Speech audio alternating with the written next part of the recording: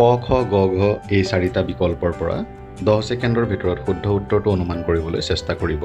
প্ৰশ্ন নম্বৰ সহ ক খ গ ঘ অথবা ABCD হিচাপে লিখি উত্তৰ দিব পাৰিব। অধিক সময়ৰ প্ৰয়োজন হ'লে ভিডিঅ'টো পজ কৰি ল'ব। প্ৰথম প্ৰশ্ন, সীতা কনকাৱতী আদি শংকৰদেৱৰ কোনখন নাটৰ চৰিত্ৰ?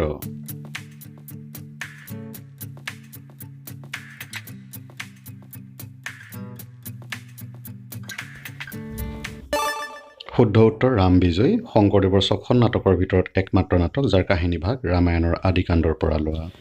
দ্বিতীয় প্ৰশ্ন, প্ৰথম অসমীয়া গদ্য সাহিত্যৰ চানেকি কোনখন?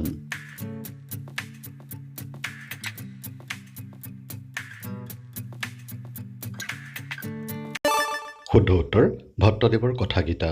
ভট্টদেৱে হৈছে অসমীয়া গদ্য সাহিত্যৰ জনক। তেখেতৰ কথাগীতা প্ৰথম অসমীয়া গদ্য সাহিত্যৰ চানেকি। তৃতীয় প্ৰশ্ন, মহাভাৰতীয় কবি বুলি কাক আখ্যা দিয়া হয়?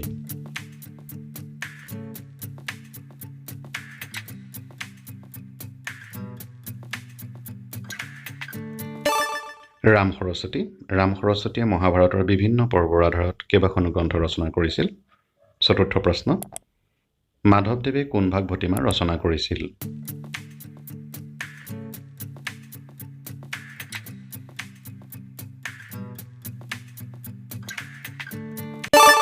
শুদ্ধ উত্তৰ গুৰু ভটিমা। মাধৱদেৱে শংকৰদেৱৰ প্ৰশস্তিমূলক যি ভটিমা ৰচনা কৰিছিল সেয়ে আছিল গুৰু ভটিমা। পঞ্চমটো প্ৰশ্ন, শ্ৰী শংকৰদেৱৰ একমাত্ৰ সংস্কৃত গ্ৰন্থখনৰ নাম কি?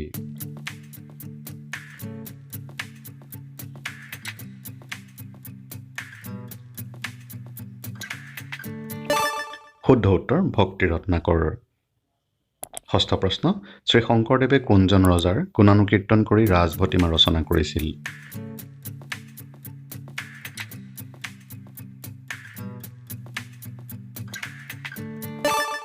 শুদ্ধ উত্তৰ মহাৰাজ নৰনাৰায়ণৰ গুণানুকীৰ্তন কৰি শ্ৰীমন্ত শংকৰদেৱে ৰাজভটিমা ৰচনা কৰিছিল।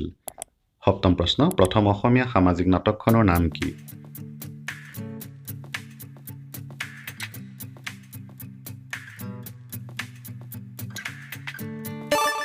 শুদ্ধ উত্তৰ গুণাভিৰাম বৰুৱাৰ ৰামনৱমী হৈছে প্ৰথম অসমীয়া সামাজিক নাটক। পৰৱৰ্তী প্ৰশ্ন, ৰামায়ণৰ আদিকাণ্ড কোনে অনুবাদ কৰিছিল?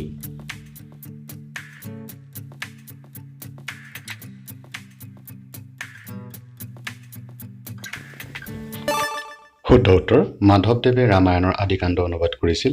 উত্তৰাকাণ্ড অনুবাদ কৰিছিল শ্ৰীমন্ত শংকৰদেৱে। পৰৱৰ্তী প্ৰশ্ন, জোনাকী কাকত কোন চনত প্ৰকাশ পাইছিল?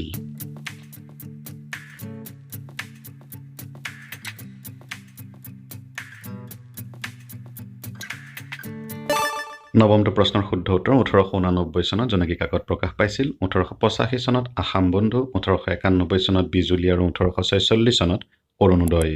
দশমটো প্ৰশ্ন, তলৰ কোনখন উপন্যাস মাধৱদেৱৰ জীৱন ভিত্তিক?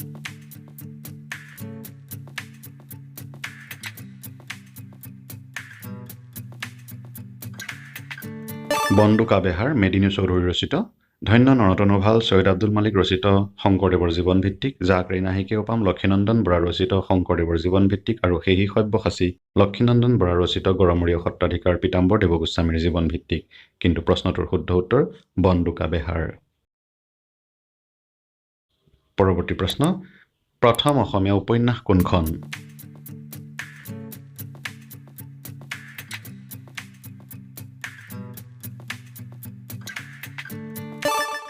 শুদ্ধ উত্তৰ পদ্মনাথ গোহাঁই বৰুৱা ৰচিত ভানুমতী হৈছে প্ৰথম অসমীয়া উপন্যাস। প্ৰকাশৰ দিশেৰে চালে লাহৰী প্ৰথম যদিও ৰচনাৰ দিশৰ পৰা ভানুমতী প্ৰথম। পৰৱৰ্তী প্ৰশ্ন, যুগসন্ধিৰ কবি বা দুমোজাৰ কবি বুলি কাক কোৱা হয়?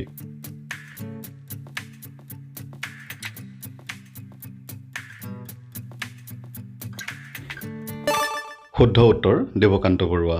দেৱকান্ত বৰুৱাক ৰোমান্টিক আৰু আধুনিক যুগৰ যুগসন্ধিৰ কবি বুলি কোৱা হয়। 13 নম্বৰ প্ৰশ্ন, হৈমন্তী কোনগৰাকী সাহিত্যিকৰ একমাত্ৰ কবিতা পুথি?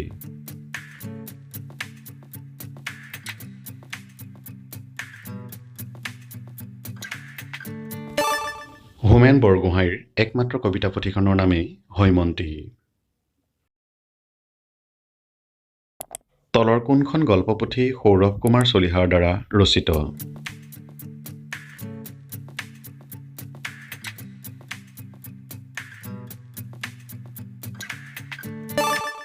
শুদ্ধ উত্তৰ অশান্ত ইলেক্ট্ৰন। অশান্ত ইলেক্ট্ৰন গল্পপুথিখন সৌৰভ কুমাৰ চলিহাৰ দ্বাৰা ৰচিত। পৰৱৰ্তী প্ৰশ্ন, মোৰ সোঁৱৰণী কোনগৰাকী ব্যক্তিৰ আত্মজীৱনী?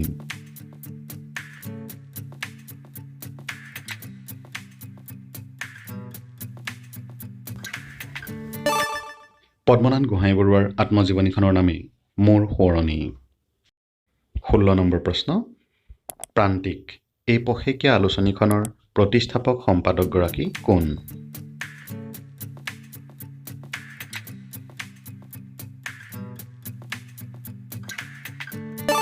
শুদ্ধ উত্তৰ ডক্টৰ ভৱেন্দ্ৰনাথ শইকীয়া হৈছে আলোচনীখনৰ প্ৰতিষ্ঠাপক সম্পাদক। পৰৱৰ্তী প্ৰশ্ন, সাহিত্য অকাডেমী বঁটা বিজয়ী প্ৰথমখন অসমীয়া প্ৰবন্ধ পুথিৰ নাম কি?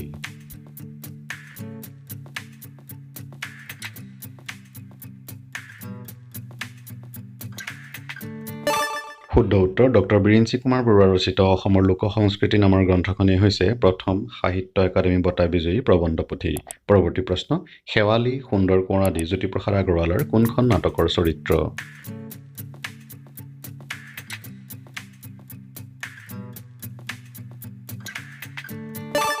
শুদ্ধ উত্তৰ কাৰেঙৰ লিগিৰি নাটকখনৰ চৰিত্ৰ হৈছে শেৱালী সুন্দৰ কোঁৱৰ। পৰৱৰ্তী প্ৰশ্ন, জনজাতীয় জীৱনৰ আধাৰত ৰচিত প্ৰথমখন অসমীয়া উপন্যাসৰ নাম কি?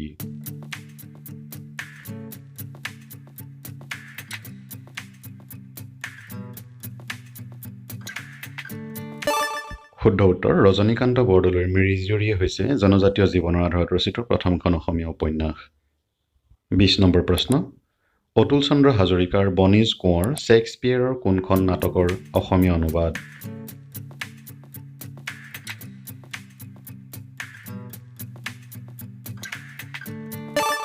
শুদ্ধ উত্তৰ মাৰ্চেণ্ট অৱ ভেনিছ নাটকখনৰ অসমীয়া অনুবাদেই হৈছে বনীজ কোঁৱৰ।